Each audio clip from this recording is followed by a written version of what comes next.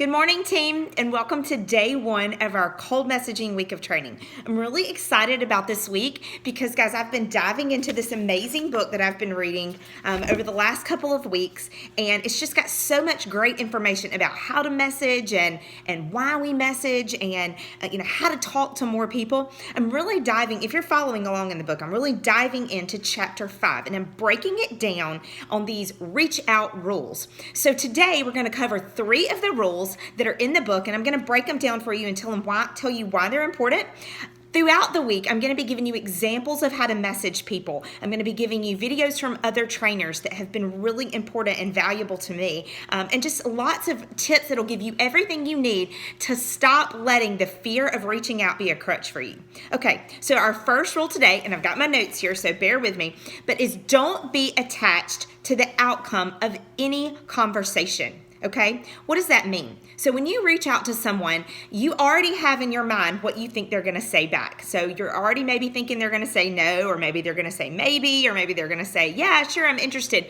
Do not be attached to any of those outcomes. I want to read to you what she says in the book because I absolutely love this line. If you allow the no's to disappoint you, it will slow you down. If you allow the maybes to give you false hope, it will slow you down. You can't let any one conversation or any one person slow you down or distract you from your goals. Okay? So if I message someone today and I'm already got it in my head that they're going to come back, and I'm excited about messaging this person because I've actually gotten up the nerve to message whoever this is. Maybe it's a dream teamer of mine, and I message them and they either crickets, no reply, or they say, absolutely not, I'm not interested.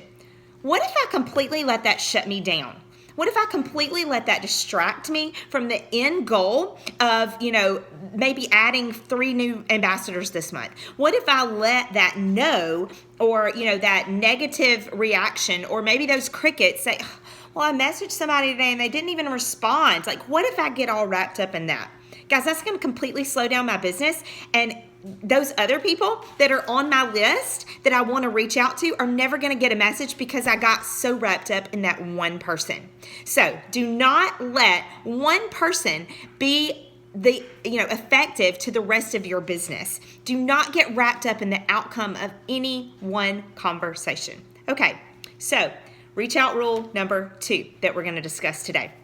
You can't say the wrong thing to the right person. You can't say the wrong thing to the right person. Let me give you an example. Now, with that said, let me say that you can say some wrong things, okay? We can talk too much. We cannot listen enough. We can go on and on and on about what the products have done for us. We might not be that great at it yet, and we might suck at reaching out at first, okay? But you can't say the wrong thing to the right person. What do I mean by that? Let me give you an example of this.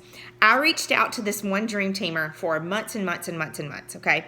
She told me not now. She told me one time that, I'm just not really interested. She's told me no. She's told me nothing, and I've heard crickets. And guys, I reached out to her yesterday, and she replied back with, you know what? The timing is right now. I'm ready to talk about this. Can we talk next week? Guys, it was because the timing wasn't right. It wasn't what I said to her. It wasn't, that I was approaching her with it at all. It was just the timing wasn't right for her. So a no never means no, and a not interested never means that they're not ever going to be interested. It just may mean that the timing isn't right for them right now. I want to read what she says in the book. It says, if you're wanting to reach perfection, meaning that you got to say the right thing. Perfection is the absolute lowest standard that you can have for yourself because it's impossible to obtain. So if you're waiting to say the right thing to the right person at all the right times, guys, you're never going to hit that, okay? That is 1 in a million. I have one person out of 150 level ones that told me yes the first time I contacted them. Most every single person I contacted told me not now. They ignored me, or they flat out told me no. And guess what? Some of my best business builders on my team told me no the first time I contacted them. It wasn't the right time. They had to decide for themselves. And it wasn't what I was saying. It's that they weren't ready. Okay, so don't worry about saying all the right things at the right time, okay? When those people are ready for it, they will come around. Don't ever give up on them, and follow up is the key. All right, last rule that we're going to go over today is don't be on the hunt. Okay, and what does that mean? I love this. It may sound counterintuitive because it's essential to the success of your business, but having authentic conversations is crucial. So if you message someone and you're like, hey, I've got to the end of the day to sign up one person. What does that sound like? It's going to come across pushy. It's going to come across unauthentic. It's going to come across that you don't really care about whether they're signing up or not. You just want somebody. You just want a warm body there.